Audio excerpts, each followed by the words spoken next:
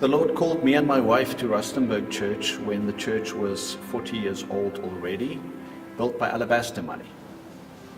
There were 10 people in the church, various reasons why, but I started preaching my heart out, teaching them, training them, and at one stage I did a sermon series about getting out of the boat and obeying, doing the things that we're uncomfortable with. But if God calls us by obedience and by faith, we need to get out of the boat. I told them that this building was built with Alabastro funds. Somewhere somebody sacrificed for us to be a blossoming, growing church, making an impact in our community, and we're not. That was the beginning of a new journey for us, of getting out of the building more and more and more. The church started growing because we met the needs of our community. In the end, the church became so filled that it was too small, so we literally had to meet outside of the church on the lawn. And more people came because we were outside. We moved into a hostel, a school hostel. And the plan was to be without a building for 2 years and then start to build a facility with the money that we got from the sale of the old property. After 2 years in the hostel, we grew so fast that we already needed a new space. And I said, Lord, are we ready to start building? It's as if the Lord asked me, why do you want to build a new building if you're not even building my kingdom? And I was sort of shocked. What do you mean, Lord? The church is growing, we're doing well. And at that moment, a number of teenage boys came running through the gate. And then I realized we greet each other, but I've never had any discussion with them about Jesus, any conversation.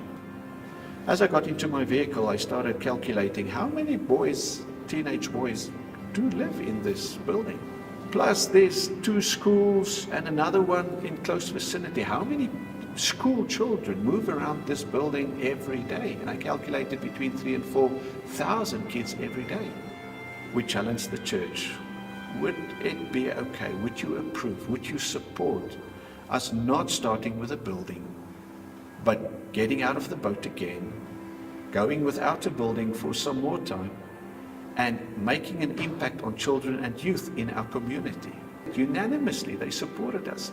So we used the building fund to buy a tent, to put up a youth center. For the first time ever, we're going to add some staff to the team, and not to be a pastor for visitation or worship, but specifically to work with the young people. Fast forward 5 years, 7 years at that stage.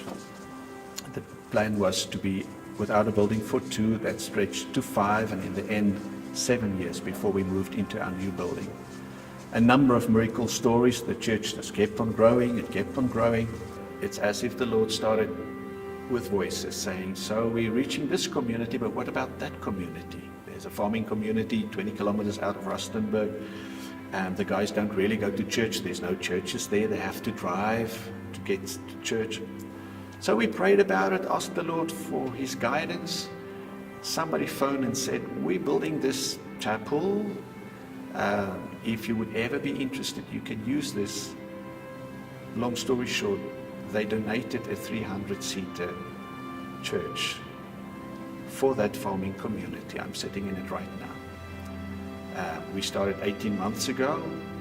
Of the 300 seats, half of them are already filled on a Sunday. And already we're looking at the next community, another 25 kilometers away, a mining community.